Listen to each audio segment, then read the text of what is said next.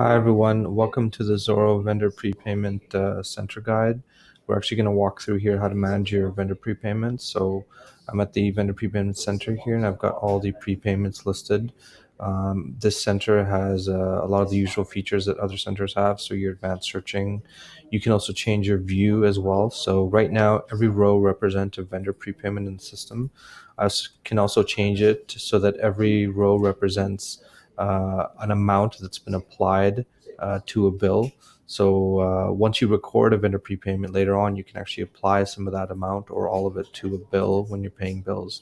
And so to determine which prepayment has been applied to what bill, you want to use this view. This will actually show you that, okay, this prepayment had $50 of it applied to this bill. Otherwise, you can just switch back to the regular view and you can see all the vendor prepayments. So from here, if I actually open it, I can actually print checks. So I can print checks from here.